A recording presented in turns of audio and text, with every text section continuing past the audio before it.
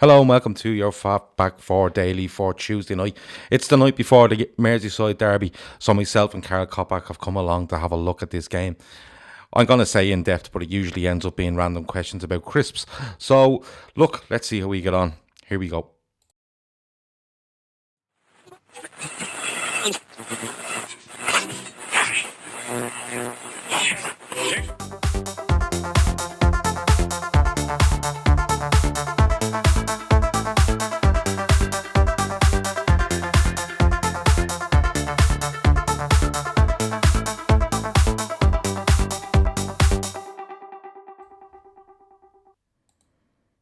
And here we go, the FB4 Daily. Karl, the Merseyside Derby tomorrow, and what way do you approach these games, Karl? Because I'm always interested to see how people, do you love them, do you hate them, or is it just a bit indifferent because Everton aren't really that good? It's a bit different these days because there's a 20-year legacy to protect. So if it wasn't that, then I'd be all for it. Let's do them 6-0 with no fear, really. But because we've got that record at Anfield, September 99 was the last time they beat us at Anfield, then there's a little bit more attention into it, I think. And even then, this is the age, of course, where a draw is a defeat as well. And I don't want them taking points off us. So I'll be nervous going up there until the first whistle's blown, and then I'll be fine. Yeah, you'll be okay after that. Yeah. I'm a bit like that. I don't know what it is. No matter how bad Everton are, I go into this game just feeling like they're due at Anfield. And like you were saying, this 20-year legacy and like 20 years to not win an away game against our fiercest rivals is just ridiculous, to be perfectly honest. And I go into these, whether we're top of the league or, fourth or fifth chasing Champions League and they're 7th, 8th or 17th, 18th, I always go in with their due. But looking ahead to tomorrow, we're top of the league. We're 8 points clear, all things being equal. City are 3-0 up as I speak, so they're going to come 4-1. 4-1, is it? 4-1 it is. Yeah. So they're 4-1 up. Well, they'll go to within 8 points of us as well. We'll have a game in hand. Leicester are thereabouts. They play Watford, I think, tomorrow night. Yeah, going into this one, it's a massive game for us. It's a massive game for them for a couple of reasons. Marco Silva, I can't believe he's lasted till this game, to be honest, but we'll get into that in a minute.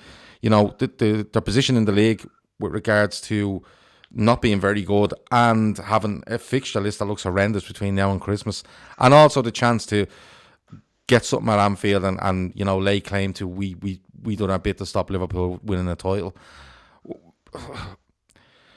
I suppose let me start on Marco Silva. Are you surprised that he's got this far? I think he would have gone had this game be played next month. Okay. I think he only got really bad over the last couple of weeks, and they don't want to sack a manager before they play us. So they don't want to go into as they say in The Sopranos. They don't want to go into the unknown, not knowing. So if it takes 3 weeks to get their new manager and they go into the derby without a manager, or Seamus Coleman running the first team or something like that, then the derby's not going to help them at all.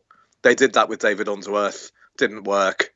I thought they would have got Moyes in by now, to be honest, or even funnier, Mark Hughes. But I don't know. It's just I think if they play this in January, then they'd have a bit more time, and I think they would think, right, okay, 7 weeks to the derby, something like that. Let's change the manager now, and then they can get a run at it, really. Yeah. Rather than we don't want to play the Red Shite in 4 days with no manager. Yeah, and a defeat when no manager looks worse than a defeat with, because they haven't put a contingency plan in. Yeah, because they've hit the panic button and the panic button's done nothing for them. Yeah, the panic button starts to look really stupid. We'd rather have no one and we still lost to them. So there's going to be that sensation about it, really. Yeah. I saw today that they announced the freeze on season ticket prices for this year as well. And a Richarlison new deal. I don't think that's going to swing it, lads, to be honest. Yeah. I don't think they're going to be overly pleased with that. Well, it is strange timing, because I seen Everton fans saying you've gone a bit early on this. You should have done it at half time tomorrow night.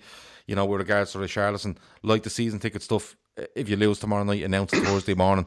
It does soften the blow, Chris Brack. I love the fact that the day after Istanbul they announced the signing of Simon Davis from Fulham. Yeah, that's. I'll be honest, lads. That's not going to get the back page of the Echo. I have to be honest. In the aftermath of Istanbul, I did miss Everton's big announcement. I'm going to be honest with you. It was probably because I was drunk for about 4 days afterwards. I've got this notion of him turning up in the derby, so they go, "Wait, when did they get Simon Davis?" Yeah, and then you look back, and it was the 26th of May.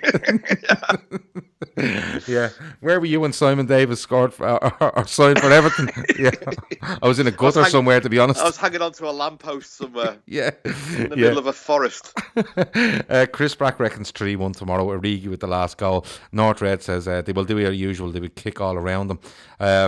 That's what I'd do if I was them. Traz says good evening to myself and Karl. Yussi asks, so is it Adrian in goal in the end? LFC TV said the ban would only be after 7 days. Untrue, ? No, Adrian definitely starts tomorrow. Can we clear this up? Alisson Becker is banned for this game tomorrow. The 7-day rule that used to be in English football, I don't think exists anymore. No, it doesn't. So no, it's Adrian playing tomorrow. Yeah, no, I thought it was don't get me wrong. After the game against Brighton at the weekend, I'd done a show about 40 minutes after the full-time whistle, and I was kind of going, "Is he getting 2 games? Is it Bournemouth?" Because straight after games, your adrenaline's going, and research is not my biggest thing. I just like to speak about football. I don't research. I'll go the odd time and do it, but it is usually into how you get figs and fig rolls and stuff like that. It's not football related, but. Adrian starts there tomorrow, so I think that's an absolute absolute certainty. Thursday morning, Silva will be gone, says Kev O'Sullivan. Chris Brack says stadium update for the Ev will be announced tomorrow to offset the Derby defeat.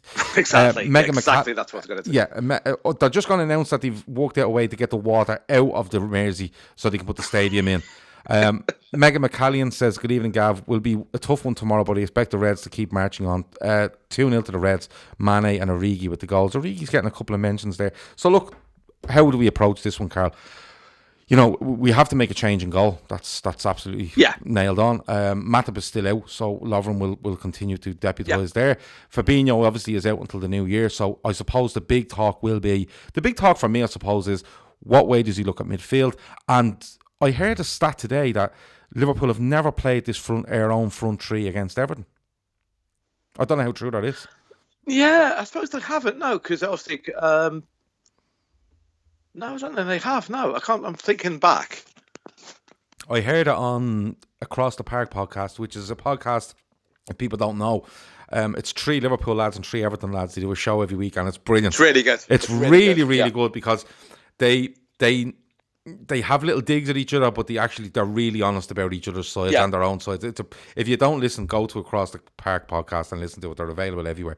But they were maybe suggesting it was at Anfield. But when I think back, even to last year, we were going for the European Cup, and I think we did put in a bit of a strange side at Goodison even. I think Mane and Salah start, but I don't think Firmino starts. Solanke started at Goodison 2 years ago with Danny Ings. Yeah, and there wasn't much running going on up front. No, I can remember. No, that was the back end of 17 and 18. Yeah, because we had City midweek. So that was just a day out of just looking around the ground and trying to avoid the pitch because it was an awful game. Yeah, I'm trying to remember what we did last year. So it was after PSG. Yeah, I have a feeling Firmino doesn't. I have a feeling Firmino doesn't play. I know Salah plays because he goes through in the first half and should hit it on his right foot and tries to, at the Gladys Street end. And I remember Fabinho having a chance late on. Again, the weather was brutal. Milner come on and forgot how to play football.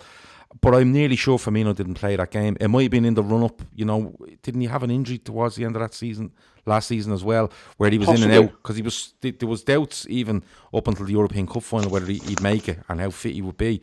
So, listen, Chris Brack is saying we're absolutely correct on that front three shout, which is amazing. But going back, looking at Adrian, and I heard another point on another podcast today that said maybe with Adrian in goal, will the defence be more concentrated because they know they have to protect this guy a little bit more than they have to protect Alisson? Is that a fair shout that they become a little bit more focused and a little bit more zoned in on what they need to do? I don't know, because I think he did play 8 games and win every one. He's a perfectly good goalkeeper. He's just not the best one we've got. I don't think there's going to be much of a case. I think they definitely trust him. He's certainly vocal enough. And I don't think there's an issue there per se, because we were all happy to see Alisson come back when he came at Old Trafford. He came back, but it wasn't really a sort of a noticeable upgrade. Really, he's just still really good. So I don't know about that, to be honest. Yeah, no, it's just something I've written today that maybe it will focus the mind a little bit. But Lovren will definitely start. What way do you go in midfield, Karl? Because he drops Henderson back in there at the weekend, and I'm not a fan of it. I think Henderson done a fine job for us in that position, but I think he's moved on now. I think he's better a little bit further forward. For me, it should be Wijnaldum every game until we get Fabinho back. I've just done a show about this, and I think he will play Henderson there because I think he just trusts him as a captain and the policeman of the midfield, really, and he's the tempo setter, isn't he? So I think he probably will play him there just because of the seniority thing as much as anything else. But you know what they're like? I mean, Wijnaldum can do 15 minutes and just move things around again, because with this Liverpool side, there isn't really such a thing as a set formation. I mean, if you look at the forward lads, Sadio Mane plays number 9 for 20 minutes every now and then. And then where Firmino goes into midfield, so I think it'll be quite fluid anyway. But I expect, I think I expect to see Henderson there. Incidentally, I've just got up the starting lineup for the 1-0 game, the Origi game, 2nd of December 2018, and the front three are Firmino, Mane, and Salah. Are they? Yep. Right. Okay. So we midfield have played. Midfield was Fabinho, Wijnaldum, and Shaqiri played in the middle three. So obviously we didn't finish with that. So we have started the front three in a game against this. Yeah. Right, okay. Come to lfchistory.net. Which are the best? Absolutely, yeah. I've got to say that because I know one of them. Yeah, no, they are. They're ridiculously good. Like, if you need to know anything, if I'm ever doing any questions about Liverpool, that's where I usually go to. Maverick says it'll be interesting to see when Klopp will decide to change formation for a fixture. Will it be at Everton? Kev says it has to be... Dylan O'Rourke has a random question. In the spirit of Christmas, is it safe to say the quality streets are bottoms of everyone's sweet list and celebrations are up there? But what order do you rank celebrations? Are celebrations the one with bounty and stuff in it? I think they are, yeah. I think so. I don't mind quality street, do you? Fair enough, yeah, because I never know which one's which. So I'm more than happy to say, okay, I'll just have the purple one. Oh, that's a bit more chewy than I thought it was going to be, but, what is life without mystery, Gav? Yeah, I know, but the thing is, Roses pulled a stroke a couple of years ago when they made their wrappers all different. And I know you get a card in the box that shows you what everything is, but that just gets lost down the side of the sofa. Yeah, you don't know a look early on. And you're opening stuff and all of a sudden there's mad stuff going on, As far as I'm concerned, if it has a purple wrapper, it should have a hazelnut in it. That's the way I'm looking at it. Yeah, exactly. It's like when Walker's decided that salt and vinegar should be green. Yeah, salt and vinegar should be in a blue packet. You got that wrong. Yeah. Well, salt and vinegar should be in a blue packet. Yeah. Yeah. So and they changed it round. I'm not having that. So Dylan O'Rourke has Maltesers Teaser, Mars Bounty, Milky Way Snickers, Galaxy Caramel Twix. He's putting Galaxy Caramel way down the list there. I think that's controversial. Really? That is controversial. That goes a lot quicker in our house. Yeah, I think quicker. The last ones that are usually left in our house would be Twix, would be probably Bounty, and Mars. Yeah, definitely Mars and Maltese are in ours, I'd say. The Malteser one, they used to do one in there, didn't they? A Galaxy Truffle. And it was outrageously good, and they thought, no, you're having way too much fun here, so we're just going to take that out. So it's the Ricicles of confectionery boxes. Yeah, absolutely. So Dylan, I'm hoping we answered that to your standards, I suppose. But I think your list is a bit off, to be honest with you. Chris Brack says he stands corrected on the front three. You absolutely do. Karl just went and gazumped us all there, so that's fair enough. Kevin Sullivan. I take no credit for that, by the way. I take absolutely no credit. No, but you went and you found it. LFC know it all. Yeah. I was in the ground and I thought, I don't remember Firmino playing. Yeah, I was more thinking of the away games, and I could definitely remember Firmino not playing one of them. So. Oh yeah, that's because we always had bigger fish to fry midweek. Exactly. Kev says playing Henderson deep allows Ox to start on the right, otherwise he goes on the left. You see, this is why I go with Wijnaldum, right? And I know you were saying you think he'll go with Henderson, and he more than likely will. I think Wijnaldum protects the ball better for me than Henderson does. I think his physicality is really good in there. He's decent enough in the air, And as well as that, it allows Henderson to stay where he is and do the job of looking after Trent and looking after Mo Salah. That's exactly what I just said on the last podcast. Yeah, there's a lot of people who don't like Henderson, but I don't see. I think the people who criticise Henderson just don't see that he lets Trent play. He's got Trent's back all the time. So maybe I thought the same thing on Saturday. Actually, I thought Trent was obviously got 2 assists. He was perfect, but I'd sort of like the fact that Henderson's always like trotting behind him when he goes forward. Yeah. Just makes me feel a bit more comfortable. Absolutely. And it's just one of those things where you can let Salah and Trent do their thing. And as well as that, if it turns out to be a game where Everton sit back and sit in and try just literally park many buses, which is what they'll do. Henderson is quite useful in that area, just in the right-hand side of the channel, where he picks balls up and he just keeps feeding Trent. And he keeps feeding Trent and Mo. And then, as well as that, he has a switch in him where he can get it to Van Dijk or Robertson. And he's just very good from there. And I just don't like to see... I'm not mad about the fact that you're going to move Henderson, into that position where he's kind of progressed from. So we'll have to wait and see. But I'm sure me and you will pick a team before we get to the end and what way it will stand up. Let me see. Traz says, you don't look at the map in a tin of chocolates. No, you guys are living on the edge. No, it's not that you don't look at it. It's just kind of... It either is down the bottom of the box or it just disappears down the side of the sofa. Chris Brack says the green triangle in Quality Street is class. It was good. Really is. It was good. Dylan O'Rourke has come back, and I think he's making excuses. He said, I just typed in celebration contents on Google. There, lads, they're not my favourite order at all. Bounties are for predators in my eyes. This is weird, because that happens in Gavin and Stacey, didn't it? Where one of the gifts is an individual thing, and someone's got to have the bounty. I don't mind the bounty at all. No, I tell you, I wouldn't buy a bounty in a shop, but the dark chocolate bounty, I would most definitely. Yeah, buy. That's that. Now we're talking. That's the proper stuff. That if they took the blue bounty out and put the red bounty in, it's a game changer for me. Yeah, absolute game changer. Just talking on a change of formation. Do you see us doing anything there? Because you see Everton there, they've been 4-2-3-1 for the vast majority of the season.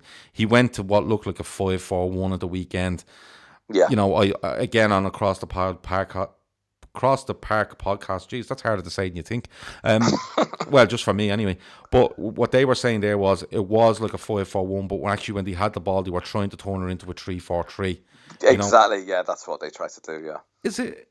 And I'm not going to put them up on the same level as this, but is it a preparation where they've looked at what Napoli do against Liverpool and think they're quite good at what they do there? Could we try replicating some way? Because Napoli do like to come out and look like a 4-4-2, and they never are a 4-4-2. No, they probably have done that because Napoli have done better against us than anyone else has this season. They could have won twice, but the difference is Napoli are just so well drilled. It's like a George Graham side, isn't it? Just so well drilled, and no one goes 10 yards away from where they should be. They all know where their starting positions are. They don't move, and if they get the goal, they hang on. I can't see Everton doing that. I just don't think they've got the discipline to do that. Yeah. God, I hope to God I'm right. Oh, listen, do you know what? Isn't it hard to bash them even when they're that bad because you're just terrified of what might happen? It really last is. Year they were really good at Anfield. They were very really good at Anfield. Yeah. That's the best I've seen them play in years. Yeah, they were really good. Definitely. Yeah. Even the cup game. Now they're not. Yeah, they were. Yeah.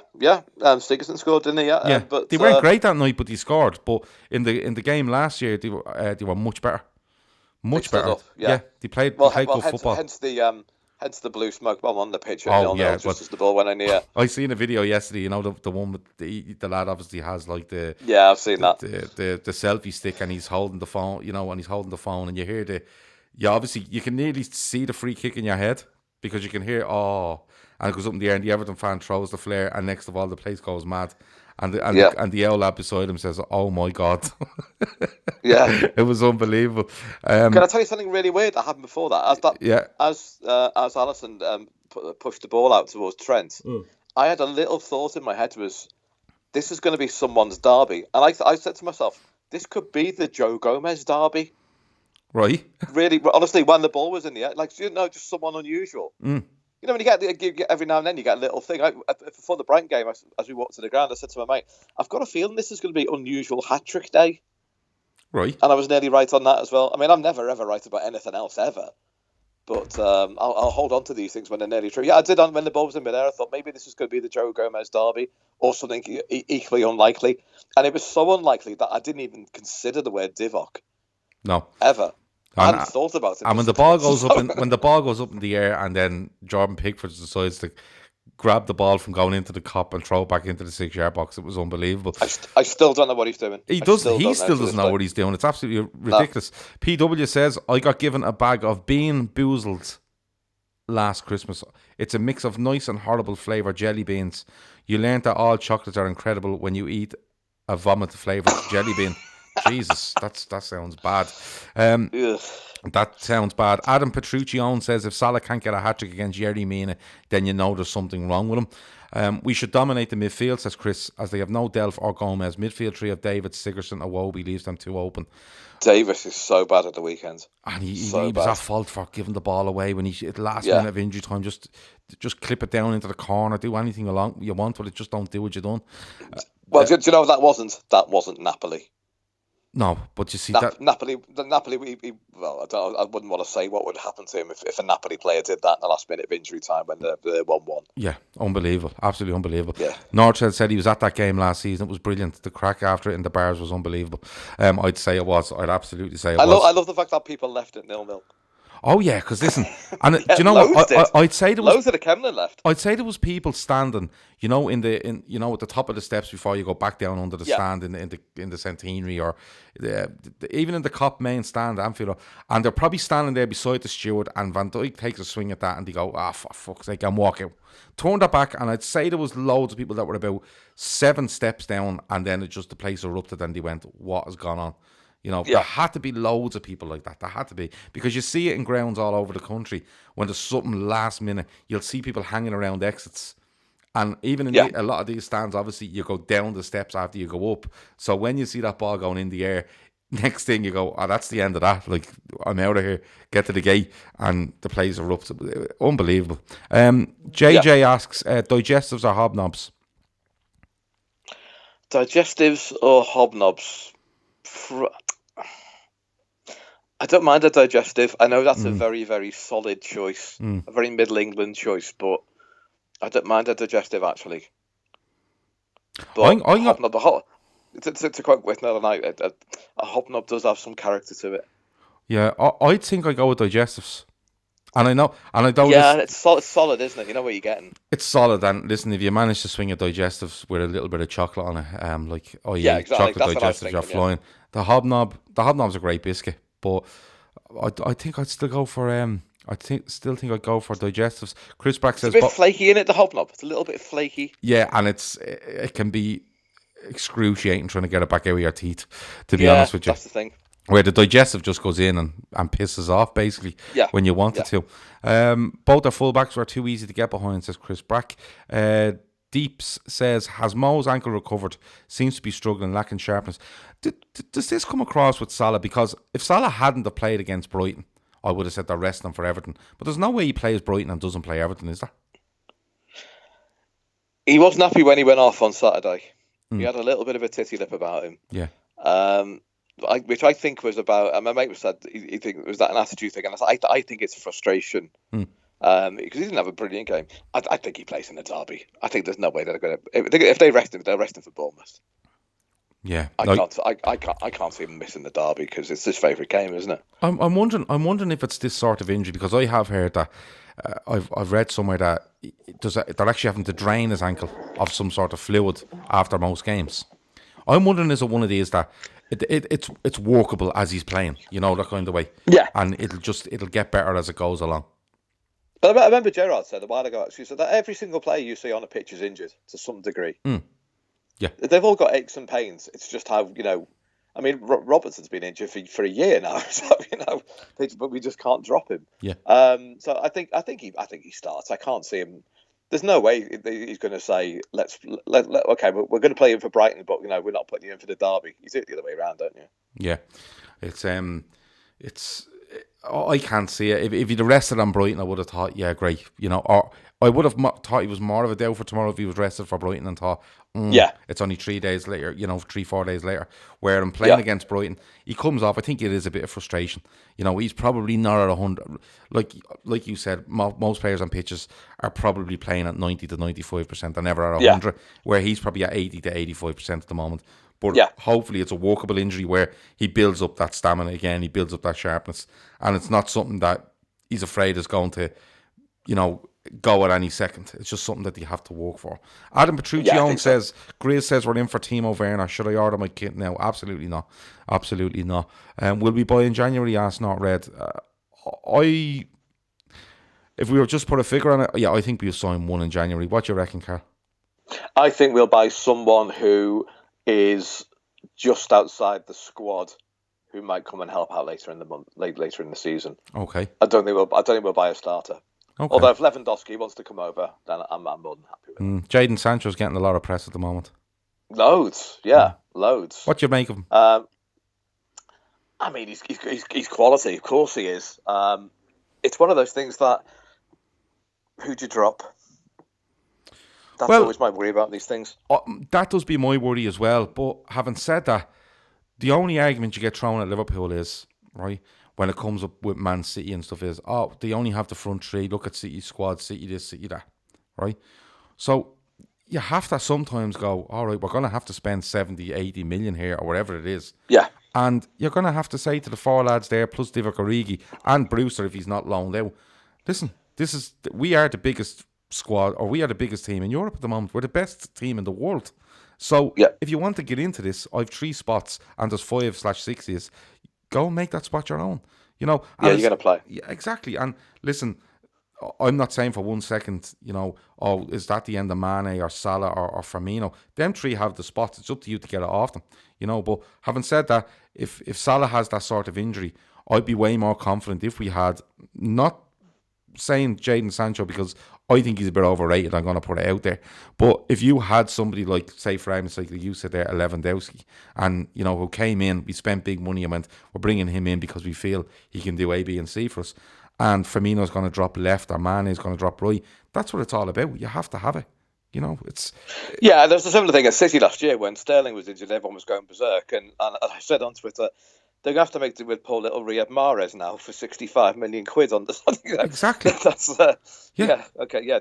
There's. I mean, Sterling's a better player than Mahrez, but there's not a great deal in it. He's still a world class footballer. Yeah.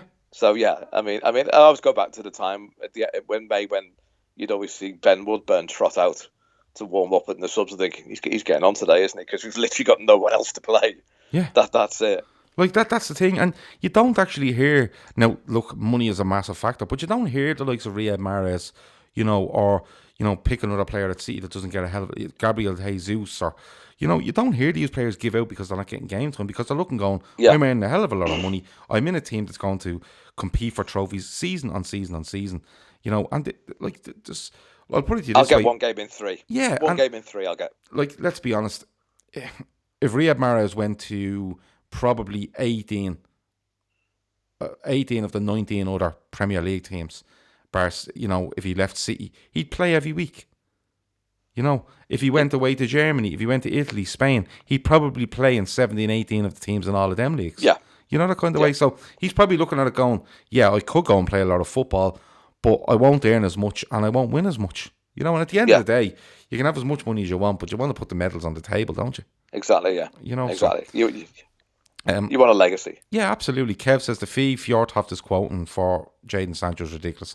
£130 million, 27 million get you Werner. Chris Brack says Mbappe January 2020 early loan from Nike. Oh, don't go there. Don't go there. Can you imagine if they'd loaned him? Can you imagine? I think Paris would riot again. Yeah. They'd loaned out Kylian Mbappe for nothing. Dylan O'Rourke says Arda Turan 2020. I like that. Arda Turan. Where was the other one? I always forget his name. The Portuguese, Simão 2020.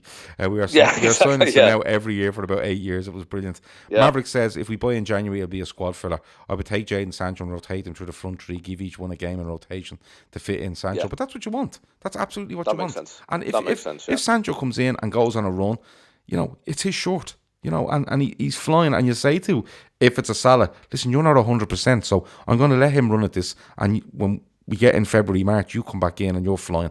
That's what it's all about. Quality. I think it's more of a case of Salah. You're playing in Munich on Wednesday night in the quarterfinal. The other lad's getting the 12:30 kickoff against Bournemouth at home or something. Yeah. On Saturday. Yeah. That's how you manage your squad. Yeah. But Ferguson's done it for years. Ferguson used to tell lads 6 months in advance who they were playing, who they're going to play against. He used to say to gigs, "Listen, you're getting on a bit. You're not going to play here, but see October, you're playing all the games." And stuff like that. What odds on Grizz to be very emotional after the game? Very, very, very, very, very odds on. Odds on Grizz's head is completely fallen off with regards to this league chase. It really is. He's making alternate. I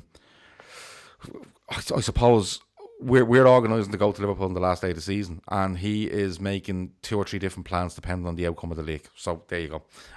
People are just throwing 2020 shouts in now. Christian Tello 2020. Someone has Stephen Colker. One day, my prince. Stephen Colker 2020. Let me see. The glorious re-signing of. Let me see. Be like Fowl when Fowler returned. Yeah, absolutely. Get a mosaic up for Stephen Colker. Like a phoenix. Yeah. Let me see. Can't wait for Abola to link us with a 60 million striker with 9 goals, 4 assists. Yeah, there's going to be so many links now when this night deal comes in. It's going to be unreal. But look, getting back to the game, we'd have to do lineup predictions and score predictions. So I'll let you go first with your lineup, Karl. So back four's the back four, isn't it? I can't see that changing. Mm-hmm. I think he's going to play Henderson in the 6 with Wijnaldum and Chamberlain. Mm-hmm. In fact, I think it's going to be the same team as Saturday. Do you? Would I bring anyone else in? He's not going to play Lallana. Milner, no? He might go Milner just because it's them. Yeah. He might go Milner ahead of Chamberlain and keep it tight. Possibly. He's going to have to try preempt what way they're going to come out and play. Because if they try come out and play, Milner is probably the better option. If they sit in, Chamberlain's probably a better option. You know? Because, like as I said, Henderson's really good down that right hand side. Wijnaldum, I'm sure, can do it, no problem. But he usually plays off the left, so Chamberlain have to go in there and try to do a job of Henderson. If it's a game where Everton try to play. Yeah, exactly. The reason I'm iffy about Milner is he'd just like to bring him on for the last 10 minutes of the late games when we're winning. Just to hold everything up for a bit rather than start him. Yeah, he's usually our 4 sub regardless of what way the game's going. Yeah. To protect or just literally go in and say, right, we're literally letting Trent Alexander-Arnold play right wing now and I'll just stand around here covering stuff. Yeah. You know, so. But you're going to settle on the same team as Saturday? I think so, yeah. Okay. Yeah, I can't. Well, bar Alisson, obviously, Adrian has to come in for Alisson. Put him in. Sorry, we'll take the fine. Yeah. Oh. Yeah. Could you imagine? What do you mean he was sent off? And just try to convince them, and then the FA will go, sorry, Aaron, it's yellow, isn't it? And then Everton heads will fall off everywhere. It'll be unbelievable. Yeah.